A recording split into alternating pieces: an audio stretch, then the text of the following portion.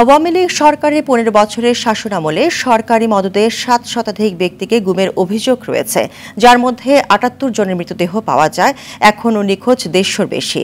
তবে আশার কথা, জাতিসংঘের গুম বিরোধী আন্তর্জাতিক সনদে সই করেছে বাংলাদেশ। এতে গুম হওয়া ব্যক্তির স্বজনরা প্রতিকার পাওয়ার আশা করছে। মানবাধিকার কর্মীরা বলছেন, সনদে সই করায় ভবিষ্যতে গুম সংস্কৃতির অবসান হবে। শাকিবুর রহমানের রিপোর্টে বিস্তারিত।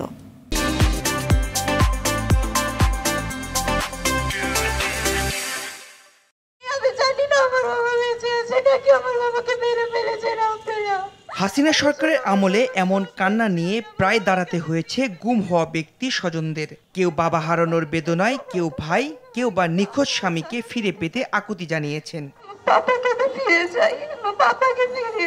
কিন্তু এসবের তোয়াক্কা করেনি ক্ষমতাচ্যুত সরকার। দেখা যায়, গুম হওয়া ব্যক্তিদের বেশিরভাগই বিরোধী রাজনীতিতে জড়িত। ২০১৩ সালের ডিসেম্বরে শাহিনবাগের বাসা থেকে গুম হন বিএনপি নেতা সাজেদুল ইসলাম সুমন। ভাইকে না পাওয়ার বেদনা তাড়া করে ফেরে বোন সানজিদাকে। ভাইকে জীবিত দেখতে, ধরে দেখতে, জিজ্ঞেস করতে, তো তোমাকে কি করছে, তোমাকে ধরে নেওয়ার পরে ওরা তোমার সাথে কি করছে অবশ্যই জানতে চাই। কেন অবৈধভাবে আমার ভাইকে ধরে নিয়ে যাবে, কেন ইলিগালি আটকে রাখবে? এখতিয়ার তো কাউকে দেওয়া হয়নি। লিগালি হয়তো আমরা কোনো কেস বা আদার কমিশনের কাছে বিচারের জায়গাটা, সেই জায়গায় যাওয়ার জন্য শুরুটা দেখতে পাচ্ছি। তো সেইখান থেকে একটু আশা করি হয়তো তথ্য পাবো। চাঁদপুর বিএনপির সাংগঠনিক সম্পাদক ওমর ফারুকের সন্তান এখনো বাবার পথ চেয়ে আছে। স্বৈরাচারের পতনের পর নতুন আশায় বুক বেঁধেছে ইমন ওমর।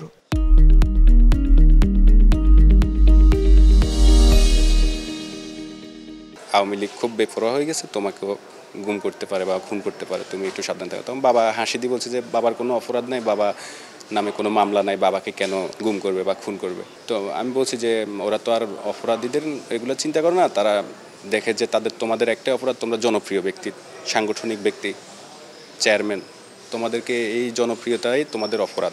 মানবাধিকার সংগঠনের তথ্য মতে এখনো নিখোঁজ ১৫০র বেশি গুম হওয়া ব্যক্তি। তবে বৃহস্পতিবার সরকার জাতিসংঘের গুম বিরোধী আন্তর্জাতিক সনদে সই করায় আশার আলো দেখছেন তারা। সরকার নিজে গুমের সাথে এত বেশি জড়িত ছিল যে তারা এটা র্যাটিফাই করতে চায়। আগের সরকার যেটা করেছে, যে গুম হয়েছে এতবার বলার পরও কিন্তু তারা অস্বীকার করেছে, বলেছে যে গুম বলে কিছু নেই, আমাদের আইনে গুম বলে কিছু নাই। যেসব কনভেনশন গুলো র্যাটিফাই হয়েছে, যেমন এই যে গুমের যে কনভেনশন, এটা যে আজকে অ্যাকসেশন হলো, এই সংক্রান্ত যদি আইন হয়, সে আইনটার প্রতি তারা শ্রদ্ধাশীল হবে এবং সেই আইনের প্রয়োগ করে যে ভিকটিম আছে বা তাদেরকে একটা প্রতিকার এবং সহায়তা করবে এবং বিচার প্রাপ্তি নিশ্চিত করবে।